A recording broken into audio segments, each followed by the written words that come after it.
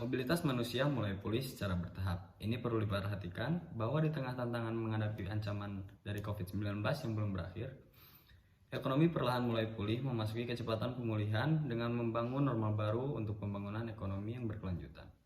Pada tahun 1992 di Rio de Janeiro, atau puncak penghasilan rencana aksi yang mendemonstrasikan bagaimana lingkungan perusahaan itu dianggap terlibat dalam pengembangan kondisi dan berkembang sebagai hasil dari paradigma baru ini setelah KTT. Ada periode waktu ketika bisnis dalam lingkungan mulai berinteraksi secara berbeda. Konteks global yang lurus terus mencari keunggulan kompetitif. Terlepas dari kenyataan bahwa gagasan tentang tanggung jawab sosial perusahaan atau CSR telah ada sejak abad ke-18, yang tampaknya hubungan dengan pembangunan berkelanjutan lebih banyak. Investasi yang bertanggung jawab secara sosial diambil dari CSR dan doa mereka menjadi relevan. Serupa dengan ESG, dalam hal ini mewakili tindakannya yang dilakukan menganggap bahwa untuk mengidentifikasikan manajemen yang sangat baik. Praktik yang dilakukan adalah tanggung jawab sosial atau SRI. SRI sendiri adalah metode investasi yang mencerminkan nilai dan keyakinan yang menunjukkan pengecualian aset keuangan dalam portofolio. Pasar modal adalah salah satu komponennya dari pasar keuangan. Di samping itu, pasar uang asing, pasar bursa, dan pasar asuransi, penabung investor dan menyalurkan dana ke perusahaan untuk dapat menggunakan sumber daya tersebut secara produktif. Pasar modal sangat penting untuk membiayai perekonomian. 5 fungsi pasar modal yang mendorong pertumbuhan ekonomi termasuk memfasilitasi likuiditas, membantu risiko pengurangan pemantauan perilaku, manajerial, dan memproses informasi. Fungsi pasar modal ini mempromosikan keberlanjutan dapat ditautkan pada pasar modal yang dapat memobilisasi, menabung, dan meningkatkan modal dan mengarahkan menuju proyek yang sejalan dengan prinsip ESG. Yang kedua, bagaimana pasar modal bisa mengubah visi perusahaan dengan memasukkan kriteria LST ke dalam praktik manajemen terbaik dengan membatasi akses mereka ke keuangan untuk yang melanggar ESG. Yang ketiga, pasar modal dapat mempengaruhi kebaikan praktik tata kelola perusahaan yang mempromosikan pembangunan berkelanjutan melalui mekanisme kepemilikan, tetapi pada kenyataannya bahwa pasar keuangan telah mengadopsi faktor ESG yang diperhitungkan dengan adanya gerakan dramatis yang mendukung enterprise. Pemerintah Indonesia sejak 2018 telah mengeluarkan 4,8 miliar dolar Amerika Serikat di pasar obligasi, termasuk dalam bentuk syariah dasar dan suku bunga. Pemerintah menyadari bahwa adanya kebijakan tersebut akan lebih banyak membutuhkan kepatuhan pelaporan dan pemeliharaan standar obligasi yang mendasari adanya penerbitan obligasi tersebut. Pada dasarnya, penyebabnya jauh lebih tinggi untuk memenuhi. Indonesia secara tidak langsung memiliki pasar yang belum secara efisien dan adil dalam menempatkan harga yang tepat di instrumen ini. Hal ini terjadi dikarenakan pasar Indonesia belum dapat membedakan pasar obligasi dan pasar non-obligasi. Oleh karena itu, pemerintah Indonesia sedang melakukan pekerjaan yaitu memperkenalkan pasar modal dan mengembangkan pembangunan berkelanjutan di pasar internasional. Pada tahun 2021, Indonesia telah mengeluarkan sebesar 500 juta euro dan menjadi negara pertama di Asia Tenggara dengan suku bunga terendah. Pemerintah menyadari bahwa adanya tren suku bunga rendah ini akan meningkatkan risiko pada pasar modal Indonesia. Oleh karena itu, pemerintah Indonesia memiliki pekerjaan khusus, yaitu mempromosikan dan mengadopsi ESG pada tata kelola perusahaan yang masih jauh dari kata selesai. Hal tersebut terjadi dikarenakan pemerintah Indonesia sedang memfokuskan pada pemulihan ekonomi pasca pandemi COVID-19. Tata kelola perusahaan yang baik merupakan pilar utama terbuka ekonomi yang berbasis pasar dan aturan internasional. Hal tersebut membantu membangun kepercayaan lingkungan yang berdasarkan transparansi, akuntabilitas, integritas bisnis untuk mendorong adanya investasi jangka panjang dan stabilitas keuangan. Tata kelola perusahaan yang baik merupakan elemen sentral dari semua pihak sebagai upaya mengamankan lebih kuat pertumbuhan yang lebih baik. Terdapat 6 prinsip korporasi G20 yang pertama kali dikeluarkan pada tahun 1999. Yang pertama, memastikan dasar efektif dalam kerangka tata kelola perusahaan. Yang kedua, hak dan perlakuan adil dari pemegang saham, yang ketiga fungsi kepemilikan utama, yang keempat pasar saham investor, yang kelima peran pemangku kepentingan dalam perusahaan pemerintah, dan yang terakhir pengungkapan transparansi serta tanggung jawab dewan. Tujuan dari tinjauan prinsip-prinsip ini adalah untuk memastikan perusahaan tetap kontemporer dan bugar dalam mengadaptasi elemen yang relevan ke lingkungan. Tata kelola perusahaan dan pasar modal memiliki peran kunci dalam mencapai ekonomi dan sosial yang luas dengan tujuan yang berhubungan dengan stabilitas keuangan. Terdapat beberapa kelemahan dalam tata kelola perusahaan, yaitu pergeseran pasar modal yang berdampak pada penurunan jumlah perusahaan. Sejak tahun 2005, telah terjadi penurunan jumlah perusahaan sebesar lebih dari 30.000 perusahaan yang terhapus di pasar modal, yang setara dengan kehilangan 75% seluruh dari jumlah kehilangan sebesar 75% keseluruhan perusahaan yang ada di pasar global. Tujuan dari tinjauan G20 dengan prinsip-prinsip OECD yang memperhatikan dan mempertimbangkan kepentingan dari berbagai pemangku kepentingan, yaitu untuk meningkatkan keterampilan karyawan dan lingkungan kerja yang berkontribusi untuk negara yang lebih baik dan kesuksesan jangka panjang. Menurut analisis OECD, lebih dari setengah perusahaan publik di dunia telah terdaftar di saham Asia pada awal tahun 2021. Prioritas komite adalah untuk memastikan dengan standar keuangan yang sehat, penerapan prinsip-prinsip tata kelola perusahaan.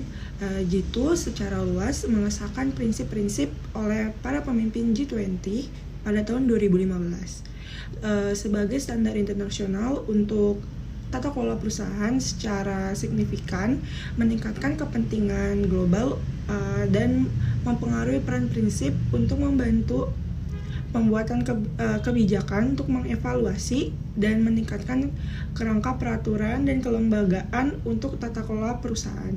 Terdapat 6 prinsip yang sudah dijelaskan oleh pemaparan di atas, yaitu 6 prinsip tersebut telah disahkan oleh Dewan Stabilitas Keuangan sebagai salah satu standar utama dan juga digunakan oleh Bank Dunia untuk penilaian nasional. 53 yurisdiksi telah menerapkan hukum termasuk anggota G20 dan juga VSB. Dan terdapat 3 poin. Saya akan menjelaskan. Yang pertama itu ada untuk mempromosikan akses inovasi dan kewirausahaan keuangan. Yang kedua, menyediakan kerangka kerja untuk melindungi penabung. Dan yang ketiga yaitu untuk mendukung keberlanjutan dan ketahanan sektor korporasi. Prinsip-prinsip tersebut yang telah diberikan kerangka kerja pada tata kelola perusahaan yang memberikan kesempatan dan insentif kepada pelaku pasar untuk memastikan perusahaan-perusahaan dapat mengakses keuangan dari pasar modal.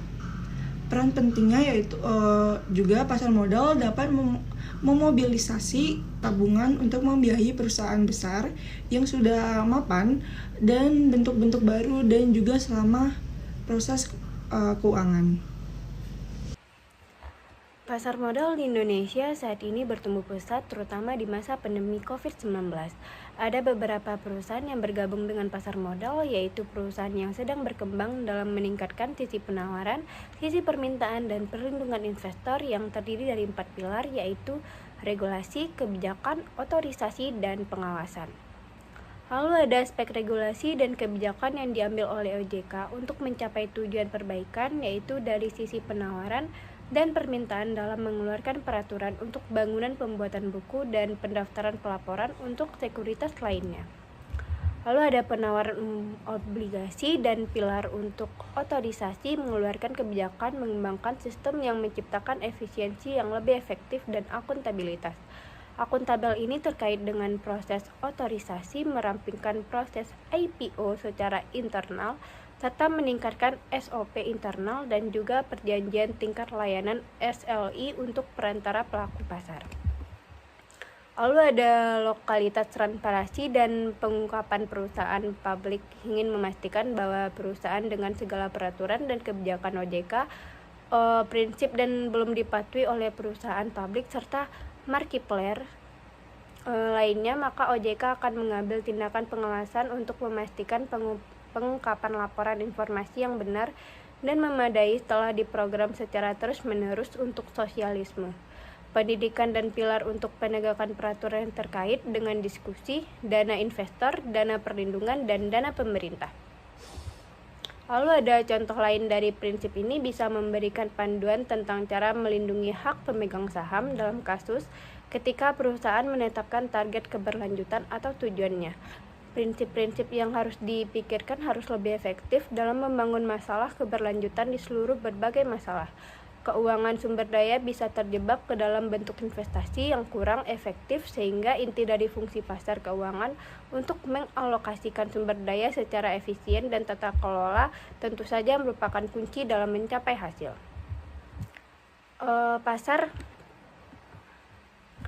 Pasar perusahaan dalam konteks lain tentu saja menimbulkan hambatan bagi yang baru terdaftar. Jika persyaratan yang dikenakan terkait dengan teknologi, maka harus hati-hati dalam mengatasi prinsip peluang yang diberikan oleh teknologi digital dan fokus pada hasil yang ingin dipromosikan.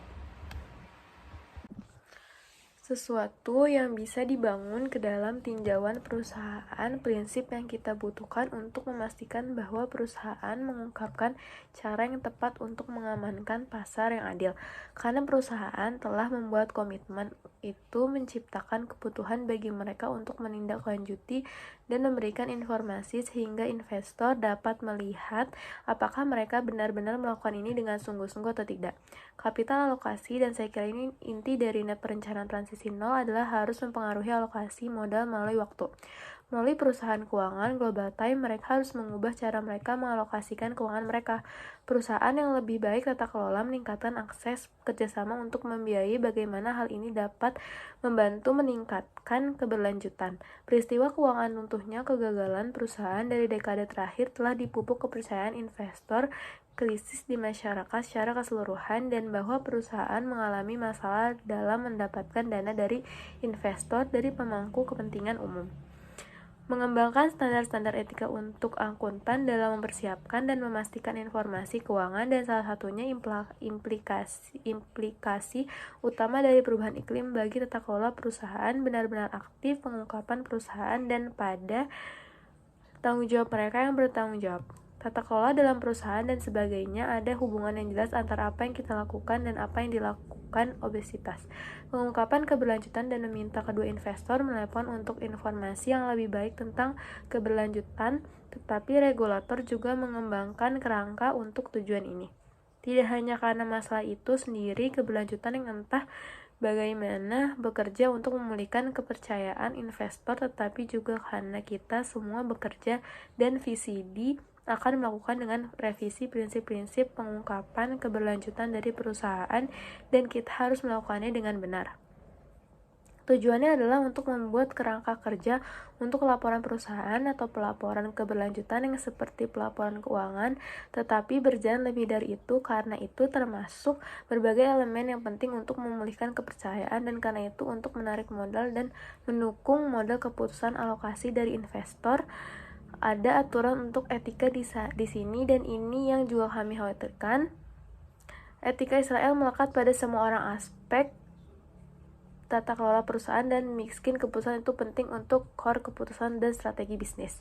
Etika dan nilai membantu mendorong keuntungan dalam jangka panjang sambil melindungi planet, dan tentang pasar modal memainkan peran penting dalam mendorong perubahan, tetapi perlu mengambil pendekatan yang berbeda dan untuk merangkul etika dan keberlanjutan pada saat yang sama. Waktu pihak yang bertanggung jawab atas tata kelola dalam perusahaan, yaitu dewan dan komite lain, memainkan peran penting dalam meningkatkan dan mengubah budaya akuntan profesional, yaitu mereka ditargetkan oleh standar Israel adalah terikat oleh kode etik Elizabeth yang menetapkan harapan bagi mereka untuk mempromosikan budaya etis dan bertanya dalam pikiran dan tantangan yang lain di dalam perusahaan. Sehubungan dengan etika, pendekatan standar etika bermain peran penting dalam membangun perusahaan, nilai-nilai untuk kepentingan umum dan kepercayaan publik. Assalamualaikum warahmatullahi wabarakatuh. Selamat malam semuanya. Orang-orang Bali rajin berdoa dan melestarikan tradisi aslinya sejak ribuan tahun lalu sampai sekarang masih merayakan budayanya dalam keragaman.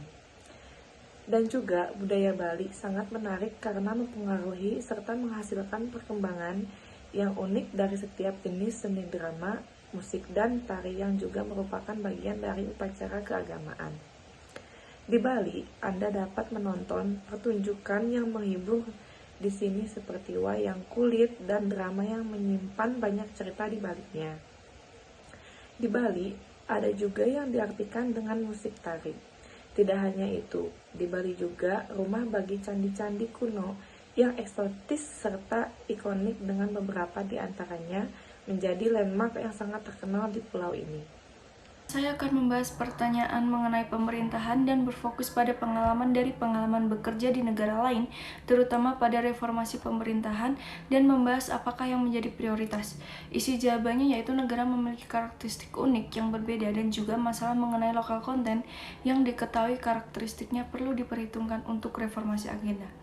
Banyak hal yang harus dilakukan untuk mengimplementasikan akuntabilitas pemerintahan dan standar transparansi yang ditetapkan dalam pedoman OCE mengenai perusahaan penyelenggaraan negara dan BUMN.